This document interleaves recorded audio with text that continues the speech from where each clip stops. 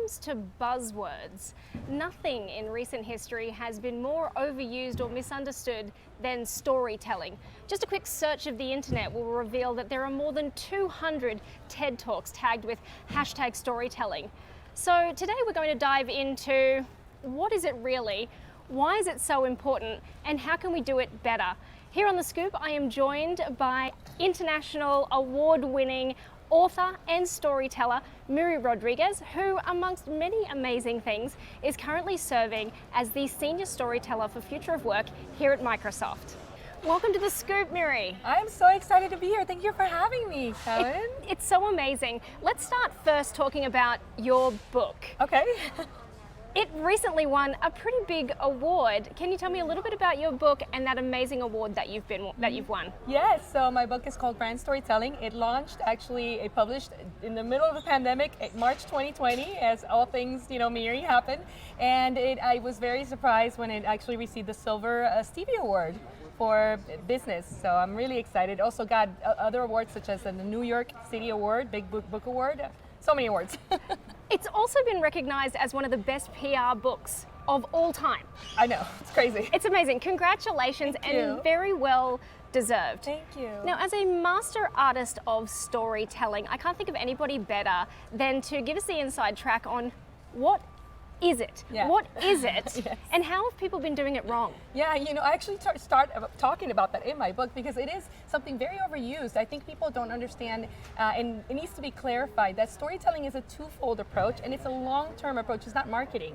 It can be used for marketing, but it's not really marketing. And I see it as it's actually the emotional transfer of information, and that's the piece that a lot of people don't get. Telling stories is not just, storytelling is not just telling stories.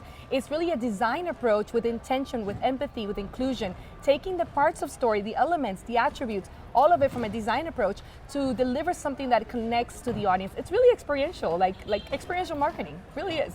That's amazing, and I imagine it's very important for brands. A lot of brands are out there just talking about their features and functions and labeling it a story. Yeah. Can you tell us why authentic, emotional transfer storytelling is so important for brands today? Yeah, because if you're just throwing out content, it's just content, it's not story. Story really serves storytelling, brand storytelling serves two purposes. The first purpose is to remind your audience why the brand exists. What are the core values? What the origin story of the brand? Getting back to the basics of why this was created, and for the long haul, like I said. The second piece of that is telling stories that remind consistently why you want to stay in the market and you're relevant. We know everything is changing. We feel the consumer behavior is ever moving, ever changing, ever evolving. And so to stay stagnant in one idea will not work. What storytelling does is enables the audience to stay loyal to the brand with that consistent, real emotional reminder of the why. And no ad will do that. Only stories will remind you, hey, this is why we're here. This is our core values. I mean, we've done this at Microsoft. We had to actually rethink our mission. We had to rethink our story from a PC on every desk in every home to empower every person and organization on the planet to achieve more. The feeling is empowerment. You know what it feels like to be empowered or not. And so ask yourself, the brands should ask themselves, what does that feel? What is that thing that we're setting out to do? And I imagine that with the rise of Gen Z and then coming of age now and having such a huge impact on brands, what we know about this particular generation is more than any that have come before, they're not just looking for good products or good services, they're looking for brands that align with their personal values, and they're really demanding transparency. They are. So talk a little bit about how Gen Z is changing our approach to stories. Yeah, Gen Z and Gen Alpha. So I've done research on both demographics, and I'm finding more and more that to them, it's that intentional consumption, it's that intentional buying. They want to fund something. They see brands as an entity. They see them as some entity that has a voice, that has a story, that has friends and foes. They have a political stance, or should have a political stance. So it's now can I befriend the brand, not can I just buy or get a product from the brand? Am I funding a political issue or am I not? And so the brand story serves to deliver that. Beyond the product and the service or the how good it is, it's really about the story, what you're doing with those products and how you're being socially active, how you're being socially responsible. What are the things that they align to, and do they align to their core values? So that is the opportunity brands have today to leverage the stories that they tell to really tell people, tell the new buyers, our Gen Alpha and Gen Z, who they are and why they exist. The thing that you're talking about in there is that emotional connection, and people sometimes seeing a brand as a reflection of themselves and their 100%. values. How important is it for brands to provide opportunities for their customers to be the hero in the brand story and to have the opportunity to co-create that? And that is the best opportunity. Today, the opportunity is, as you mentioned, we are what I call the Robin to the Batman, right? We are the enablers, we empower the customers. They're leading the way. The consumer behavior today, they're the ones deciding what brands are gonna do or not. In fact, we're seeing a whole lot, especially when it comes to green future, for example, a lot of pressure for brands to go green. And you have to ask yourself, are they doing this because it's true to them, they love the planet, or is it because of that pressure they're getting? That's just one example of how brands are being forced, in a way, in their path, in their growth, where they're going by the consumer behavior, which is today a very green-minded, eco-friendly. And so that's the same way when it comes to the hero. They want to be the hero of their own story. And so how do you enable that? What changes are you making in your brand mission? Are you looking at your core values? Do they serve you today, or they served you 10 years ago? So it's really an opportunity to rethink what the consumer behavior is, and then how you empower that behavior with your brand assets.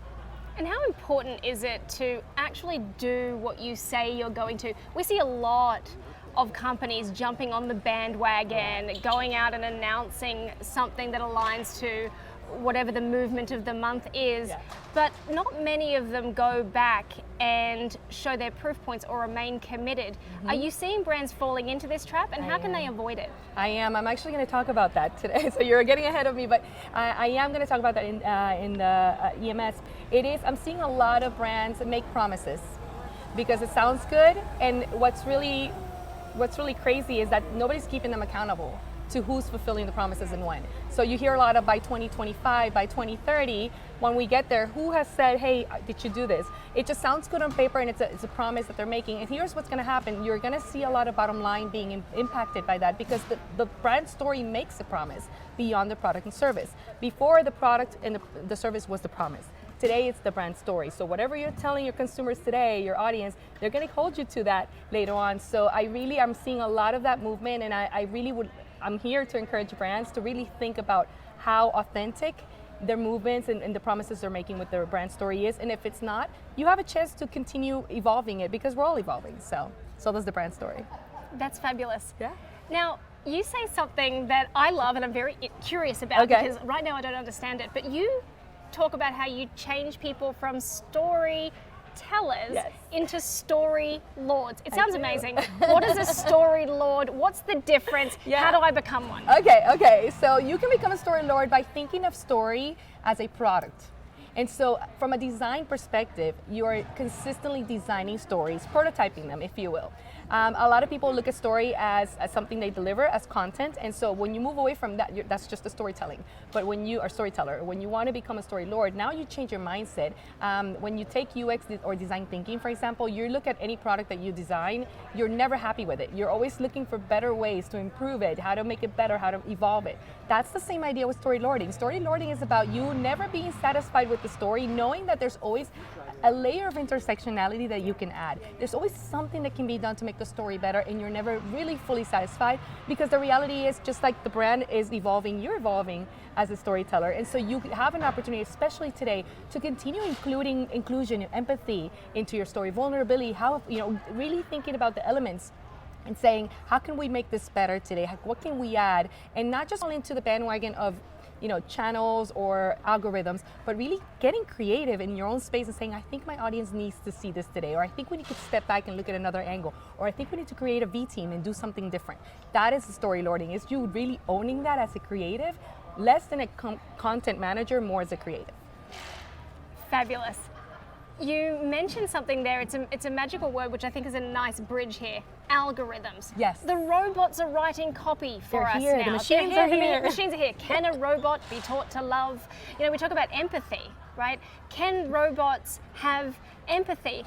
With all of these robots now writing copy for us, what does that mean for the future of storytelling and the future for story lords everywhere? I know. So there's actually, I'll give you a data point. There is a prediction that by 2030, so these by 2030, a robot will be able to write a best-selling book. Is that crazy? I mean, it's just like, how is that possible? Or my job is taken, you know? It's like, and I thought about that. I was like, wow, that's incredible. I mean, I don't want that ever to happen, but it might. And as I thought about that, I thought, well, you know, the opportunity we have here with automation, robots, AI, really becoming part of our content, really enabling and really operationalizing our content. Our human experiences will never be replaced by robots. So let the robots be robots and let us be human. Let's continue to drive that empathy that you and I can look at each other, we can understand lived experiences.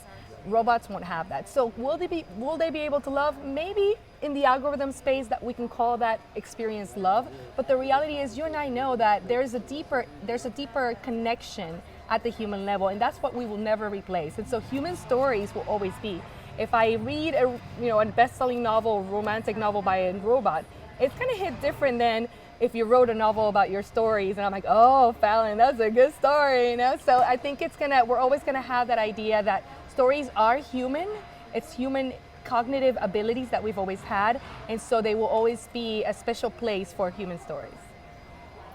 That's great news, and I'm sure marketers everywhere are delighted to know that they're not going to be replaced by robots anytime soon.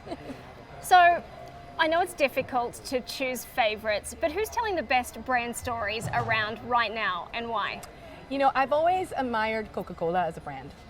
They have always been very thoughtful and intentional to include user-generated content into their stories. Why is that important? It's important because as we begin to tell more stories about our brand and our Gen Zs and Gen Alphas are consuming the stories, we understand that they actually own the stories when they're landed. They can twist the story, they can add to the story.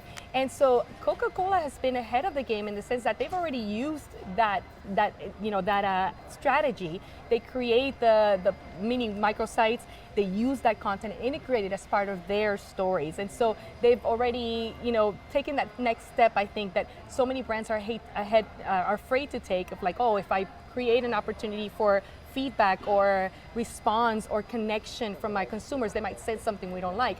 Well, yes, that's part of the story. You're not the only storyteller. Arm them with information, give them resources, weaponize your storytellers, which are your fans, your customers, your potential customers, and let them tell part of the story as well. And so Coca-Cola always does a great job. Airbnb really surprised me during COVID-19. I did a study on different brands and different industries, and I was very curious what Airbnb was going to do during lockdown.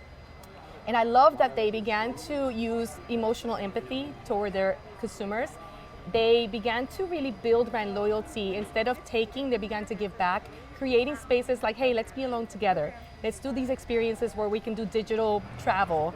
And so they built a community today. I think it's over 1 million exclusive members, and now it's a big deal. So they started to build loyalty with community, and that became part of the story. Once again, integrating content from their own users and not being afraid to just make that part of the story. So brands that are doing that today, that are building community beyond just the transactional, are winning in that space because they've leveraged a global pandemic to demonstrate they care at that level, not just they don't want to just transact. So that's great.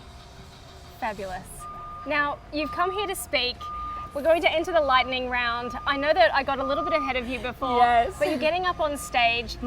Let me know, what is the key thing that you're hoping people walk away from your presentation? Encoding empathy in your story will be what I'll be talking about. I hope that people will walk away with a sense of responsibility, that what we're doing is not just delivering content, that when we deliver experiences to people, we are creating the future.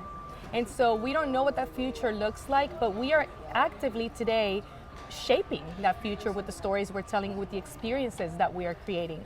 And I want to create that sense of responsibility to say, that if you encode empathy with what you do, it's beyond the job. It's an actual intention to deliver something that will matter, not just for the brand, for our world, for our people, for humanity. I think we have, blurred already the lines, I'm glad, of professional and personal, and really understand that the brand and the entity behind that, there's humans, you and I, that work for the brand. So really owning that responsibility and saying, hey, I don't have to leave it to my top leader or to my CEO. It's in my hands to create something new, fresh, something authentic. And if it's not, it's in my hands to change it. It's in my hands to really be intentional to deliver something that is genuine. So that's what it's going to be about. That's amazing. Thank you so much, Miri, for joining us today. It's been an absolute pleasure, and I've learnt a lot.